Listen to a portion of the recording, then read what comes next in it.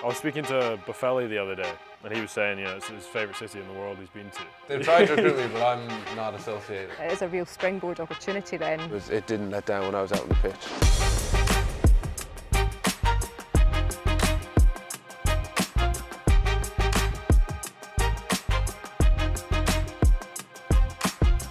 Ahead of the Skyscanner Americas Tour, we are now in the home of Harry Paterson and Ben Healy, and we're going to hear a wee bit more about what life is like for this duo. Let's go right back to the start with this. You two do live together, hence why we're here in your lovely kitchen. How did that come about? Well, I was actually on my own when I first came over, and I was down in Leith, which was really nice, but I was just kind of, the first month or two of living on my own, I thought was brilliant. Like coming over here and I live with obviously people at home, two lads in Munster, and I loved it. And when I came in here on my own, I was like, oh, brilliant. But then after a few months, I was kind of fishing around the club, like seeing anyone have any spare rooms or anything. You were looking for pals? Yeah, because I was getting a bit bored, to be honest. Yeah. And then Harry's mate, he was moving to Australia, wasn't he? Yeah, so I moved in around February, yeah. So I've been here 4 months. It makes a difference, doesn't it? Because so much of your time is spent professionally working together, but actually getting time to build a social life out of rugby when you, unlike Harry, haven't grown up in this city. Yeah, absolutely, yeah. How have you found that adjustment? No, it's been really good. Like, we're quite a sociable house. Like, we have people over for dinner and we go over to other lads' houses for dinner and stuff. So, it has been really good. And, like, it is different. Like, Harry obviously has... He's grown up here, he's all his family here, so he's constantly connecting with them. Are you a surrogate child as well? Do you get a chance to go over to the Patersons for a wee Sunday lunch? No, I haven't been over yet. Next week, yeah. Should be my debut. There you go. Looking forward to it, yeah. And in terms of, I guess, I'm looking in this kitchen, and I like to cook myself, but I don't have two cookers. You've got a range here, and you've got an oven cooker. I know, we're lucky. We are lucky. What's going on here? Who's the chef? We're both actually pretty rubbish. He's probably taking that personally, but no, we're okay. We're okay. I'd say I'm pretty limited, but. What's your dish of choice? Me and a lot of the boys I was in the academy with, we all we have dinner a lot together, and I think 4 out of 7 nights a week we'd probably have chicken chorizo pasta. So some of us have become pretty proficient with that. You're very good at your own dish. I'm trying to reach out a wee bit now, and he's shown me the ways of mashed potatoes. If you go, like I said, we would go to other people's houses. If you go to other people's houses, like those academy boys, and it's not chicken chorizo pasta, it's almost like, what are you going to cook? Who would we expect to see here if you were having guys round tonight? What would that look like? Again, the boys I was in the academy with, so we kind of call ourselves the Minions. Well, we were referred to as the Minions by some older boys because we got Ben Muncaster who's Gru, and we all kind of follow him, and we can't do anything without asking him first. Like, he's our leader. Did he self-appoint himself as Gru? No, he hates being Gru. All he wants to be is one of the Minions, but we never give him that chance. So it's usually that group. So there's about 7 or 8 of us. And they're constantly recruiting. Yeah. But no he's one wants Dr. Nefario. They've tried to recruit me, but I'm not associated. I'm too old to be in the Minions. But they're always recruiting. And age is not a limit for them. They'll take anyone they can get their hands on. We thought it was a real, we're pretty proud to be Minions. Yeah, we take some pride in it.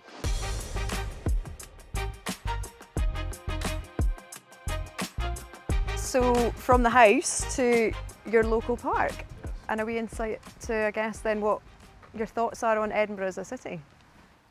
I was speaking to Buffelli the other day, and when the weather was really good, and he was saying, it's his favourite city in the world he's been to, Edinburgh. He's been to exactly. Yeah.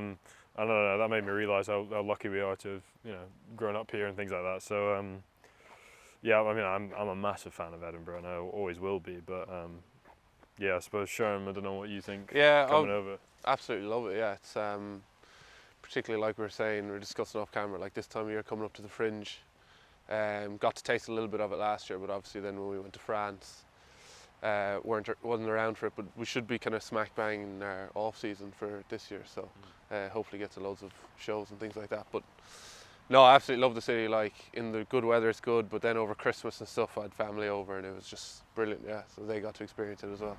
Have you had a chance to take in a Hearts or Hibs match at all? Yes, I have. I went To the last one at Tynecastle a few months ago. But no, it was brilliant. Like football, where I come from in Ireland, like football's not big at all, to be honest. So to get the chance to that was like my first proper professional football game I've been to, and local derby. So we got to see the ultras on the walk in and all that kind of stuff, which was all new to me. And then the atmosphere was obviously incredible. So no, it's brilliant to take it in, yeah. And for you, Harry, you grew up in this city, but now you play for Scotland. You're a professional player for Edinburgh. Does it feel a bit different? This your hometown. People must recognise you now. A wee bit, not really. It's not. I mean, it's not like a big football star. You know, it's not quite the same. You know, there's been a few times where I've been, you know, people have checked me and things like that, which has been bizarre and surprising, and it's all still very new. But it's not exactly getting in the way of things. You know. Yeah, as you say, it's early days. I think we've got a couple of caps in, and that will change, especially when you explode onto the scene the way that you did. I think we might be looking at a slightly different prospect for you.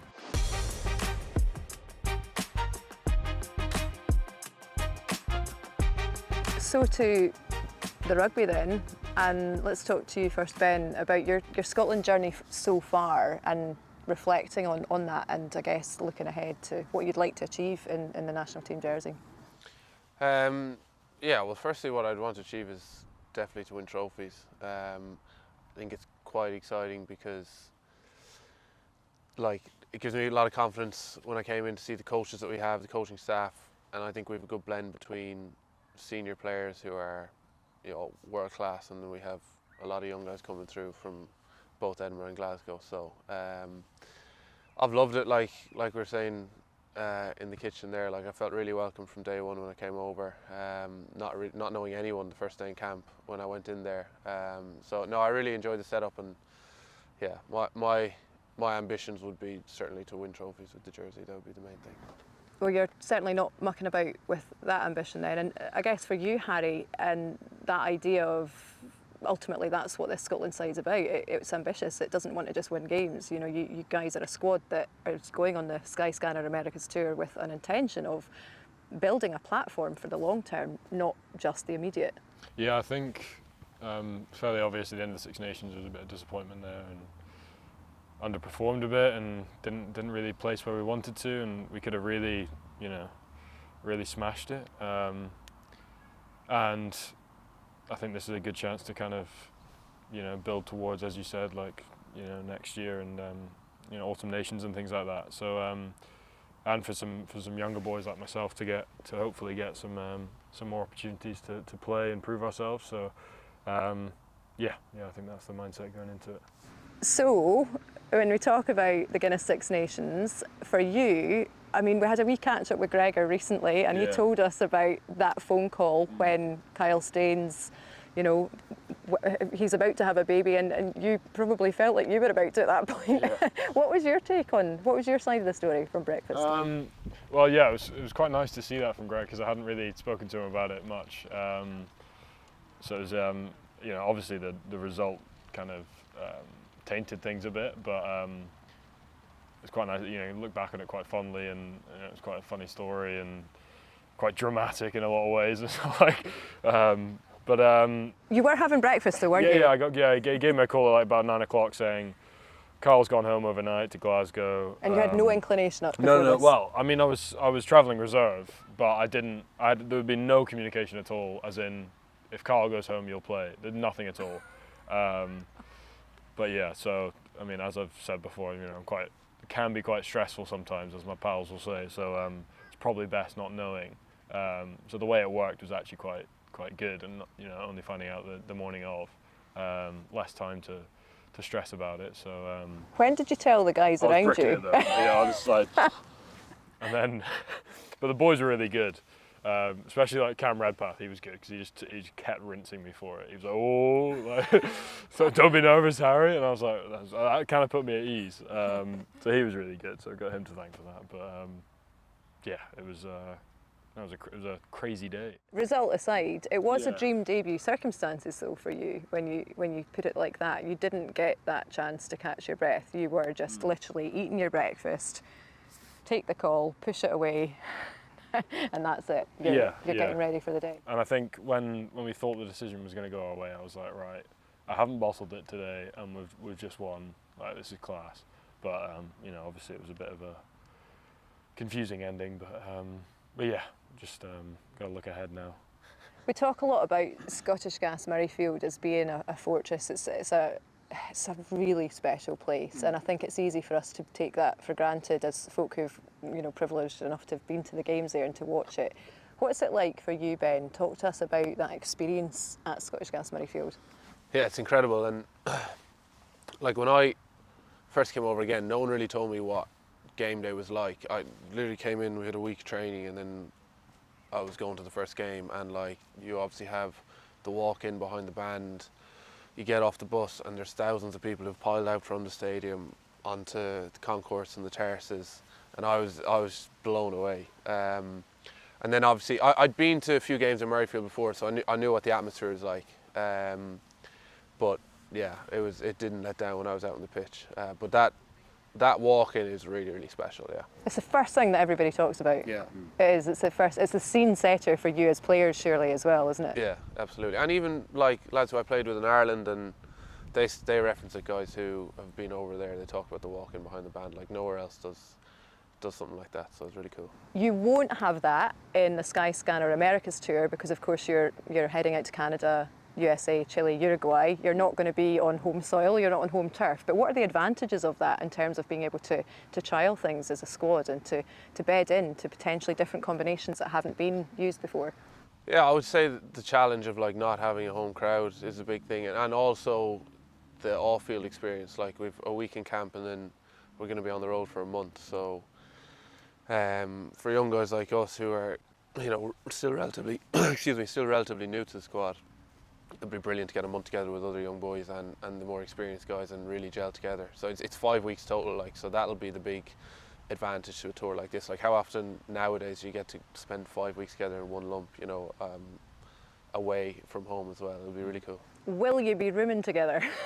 I'm not sure, we have been so far. I actually thought about that this morning. We were put in for the last camp, yeah. Who knows? I'm sure it'll be mixed up week to week. They usually do, I would imagine it'll be mixed up, because they do that for away trips, and at the World Cup it was kind of mixed up. So I'll put in a request not to be with Paddy Harrison. But on what grounds? Is it snoring? It's usually snoring's the big one. Just a bit. I don't know. I've heard he's okay. No. Paddy's dreadful. It's a great thing about going on a tour is that you have got that time together, Yeah. but it means that you're not around your family and you, I guess, become a unit in a different way. What does that look like? Or I guess from you, this is a first tour in a Scotland jersey, but you're not new to touring in general. So what are you anticipating from that and that bonding that you're going to need to rely on? There is a lot of new faces, isn't there? So, Yeah. And it's still all very, very fresh and new for me. So it'll be interesting, and I'm really looking forward to, especially because I've got a couple of my best pals coming as well. So it'll be really nice to kind of charge around the world with them and win some games hopefully. So. I'm really looking forward to just cracking on with it. There are a lot of familiar players who aren't going though, which in your positions in particular leaves a real opportunity for not just you guys in terms of playing, but also for Scotland fans to see more of players that we want to see, and that you'll get that opportunity to do that. What are your reflections on that? Probably just really hungry to get as much game time as possible. Like, international rugby is the pinnacle, and with 4 games coming up, so yeah, just really hungry to get as many minutes under the belt as possible.